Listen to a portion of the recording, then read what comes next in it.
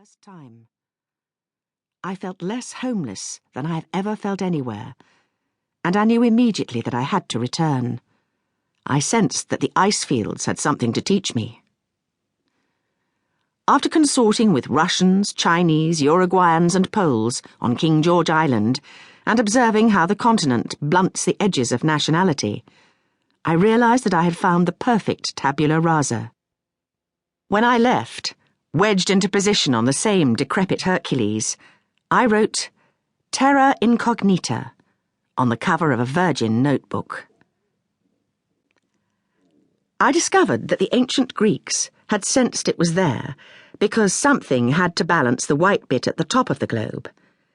Medieval cartographers had a stab at mapping it and called it Terra Australis Incognita, the unknown southern land.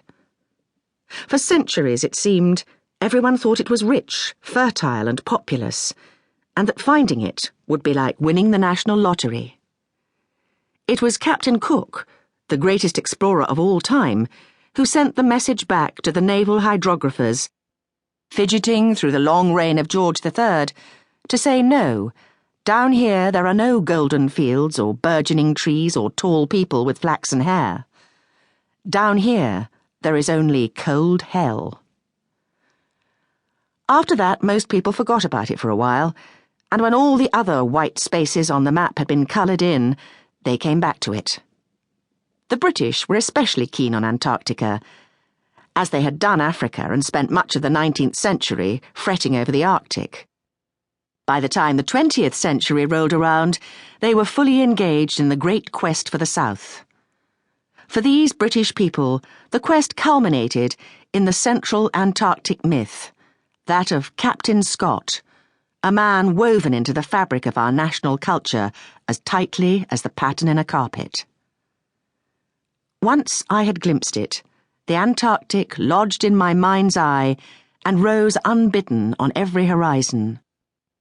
I forced my friends to sit in empty cinemas whenever Charles Friend's 1948 film Scott of the Antarctic resurfaced, and we watched John Mills striding across a psychedelic backdrop which made the continent look like a 70s album cover.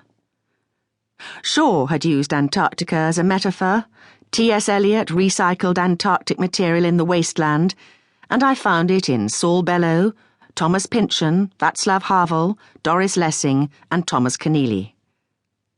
When I went to the National Theatre to get away from its blinding light, I found that Tony Kushner had set a whole scene of his epic Angels in America down there. All places are more than the sum of their physical components, and I saw that Antarctica existed most vividly in the mind. It was a metaphorical landscape, and in an increasingly grubby world, it had been romanticized to fulfill a human need for sanctuary. Mythical for centuries, so it remained. It took 2 years to organize the journey. During that period, I was accepted as the first foreigner on the American National Science Foundation's Antarctic Artists and Writers program. The 2 years unraveled in a seamless roll of letters, interviews, meetings, conferences on 2 continents, endless hand-to-mouth freelance work, exhaustive medicals, and long walks through the bowels of the Foreign Office in London to get to polar regions, which was a long way from anywhere else in the building, and the temperature dropped as I approached it. Nobody knows what my dentist and I went through to satisfy the punitive requirements of the US Navy.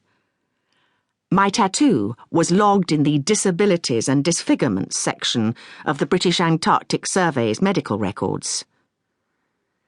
3 weeks before departure, I had to undergo various unpleasant tests to produce documentation that my heart murmur was not one of the uncommon kind likely to stage a rebellion on the ice.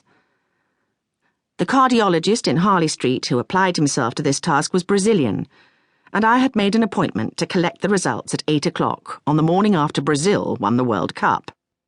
I sat taut with tension on the steps outside his elegant practice, clinging helplessly to my dream, until he fell at my feet out of the back of a taxi, his tie unknotted, shouting, "You have the